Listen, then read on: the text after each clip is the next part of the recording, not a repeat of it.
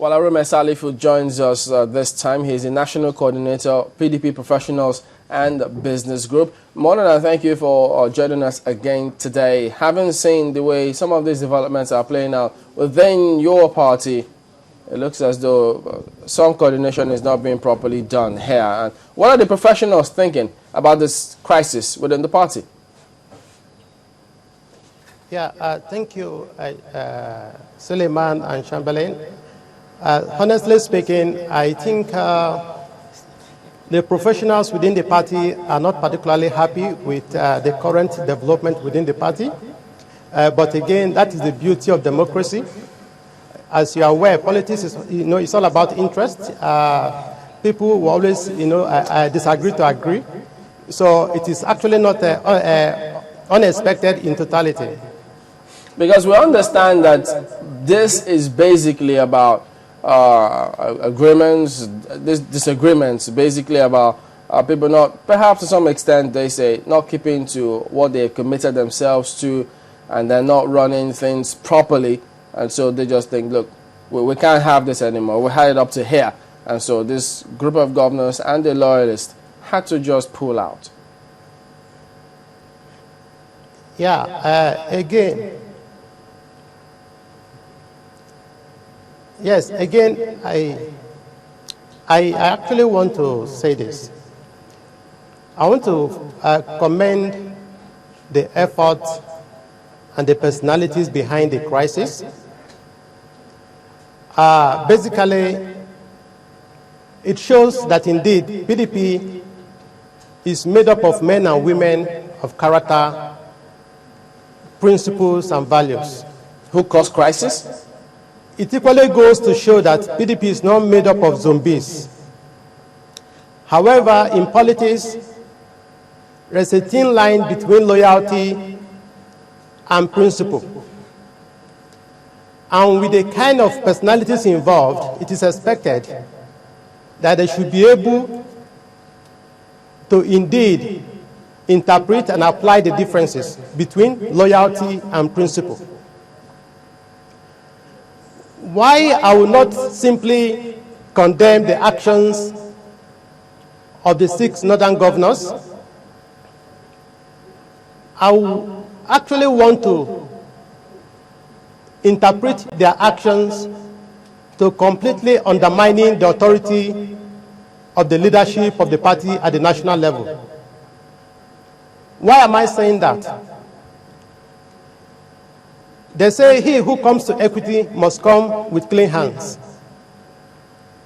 and do unto others as you wish others to do unto you. These governors are chief executive officers and party leaders in their respective states.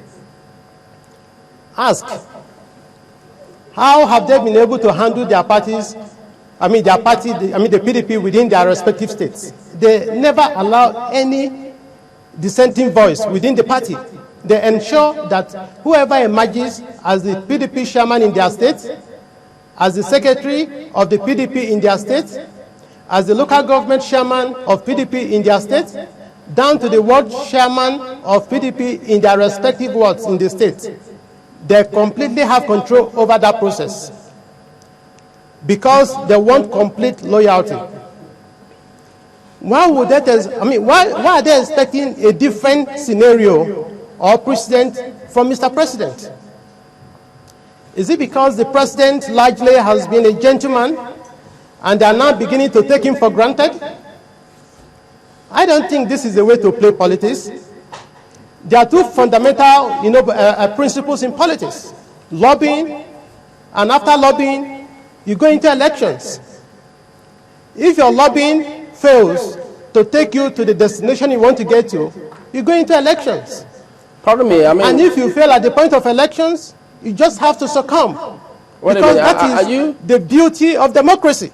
Are you saying here we have a national convention properly conducted, and these governors were present, and simply because they knew they would not be able to have their way, they stormed out of the venue to demonstrate another comedy, another demonstration of comedy in form of a press conference? Let me understand what you're saying. Are you saying that the governors should not expect the president to go about the affairs as the leader of the party in a respectable manner and in a decent manner, such as allowing opinions, ideas to contend?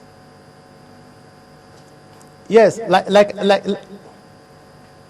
I said earlier, this entire process is part of democracy.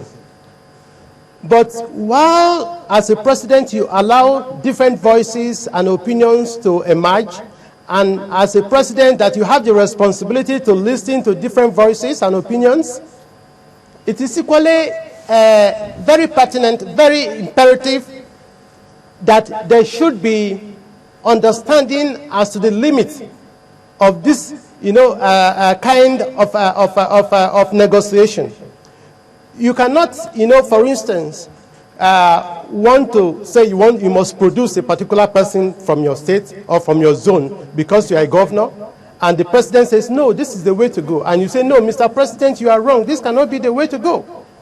Then why are we having authority? There should be respect for authority and leadership at all levels. All right. These same people that are saying all this, these same governors, if they were in the position of Mr. President, I can assure you they will not even rest in their states. The FCC will follow them everywhere. Give us an understanding. I think they are actually taking the personality of Mr. President for granted.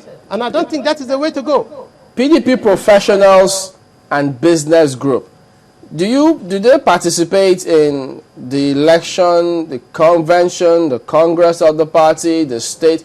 How do you function? Do your voice get heard in the party? Yes, of course. First and foremost, the PDP Professionals and Business Group, formerly National Caucus of PDP Youth Professionals, is a duly accredited lobbying group within the party. We served as observers in the last national convention, and we had some of our members as delegates to that convention. Now, the bottom line is this. We help to impute basic democratic and leadership values within the party hierarchy and structure. We help to orchestrate the best quality of leadership within the party and by extension within the broader framework of governance. And that is what we have been doing since we came on board.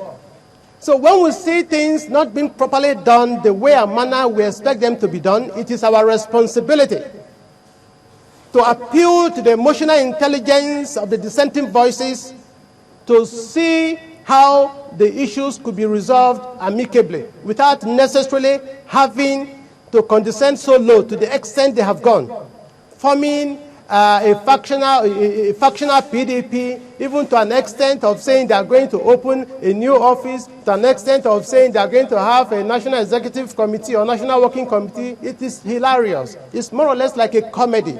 This is not expected from this caliber of people at all. It's so disappointing. It is not in any way inspiring to the younger generation. I must say this. It's a subjective matter, and they interpret it differently, and just as you have interpreted yours differently. What if, at the end of the day, they go to INEC or they join another political party? Will this do the party any good? What if, at the end of the day, they go to INEC or they join another political party? Will this do the party any good? Chamberlain, I must say this. You see, the men and women in PDP are men and women with principles and values. If they truly wanted to move to another party, they would have done so long ago.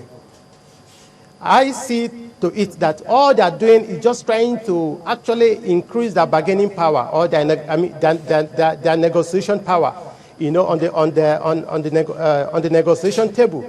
Otherwise, if you feel so aggrieved, if you feel so dissatisfied with a particular political party, as a Democrat, you simply move to another party or you simply register a new party. Why are they scared of doing that? So I think the truth is this. They are not doing this because they love Nigeria. They are not doing this because they love the interests of the public. They are doing this because of their personal interest. They are doing this because some of them are going to end their tenure in 2015 and they want to actually run for the position of the presidency of this country. And that is the bottom line. Let us say the truth. Now, if you want to run for the presidency of this country, nothing stops you from running. You should not in any way cause unnecessary tension within the, within the polity before you actually emerge as president of this country. You should be able to respect democratic processes and values and systems. So you should not, because right now we have even serious security situations in the country. This whole tension could be hijacked, and I mean, God forbid, we don't want that at this stage. So these people are not even sensitive enough, if you ask me. They say, I'm sorry to say this. Responsibility, leadership comes with responsibility. And these people have not been able to demonstrate sufficient sense of responsibility under this scenario. Yeah, but Arome Salifu, you do know that this same group of people have been, you see them in the news previously, before they eventually announced that they were forming a new PDP. They've been moving across the country in consultation. They say they've had it up to here. They've cried out, they've spoken up, and then they were not being listened to. And part of the reason they also raised was that the convention that was held was done with an illegal constitution. 2 amendments were made. INEC was not even given the 21 days proper notice before the convention. The constitution was not properly amended. And these are some of the issues they've cried out with. And they say nobody is listening to them. And so they had to take this step.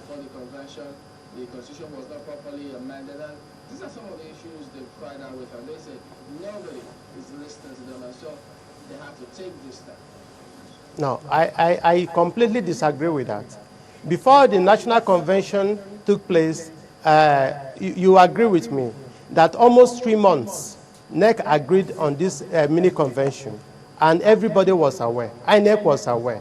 So the idea of saying INEC was not briefed 21 days notice before the convention is laughable.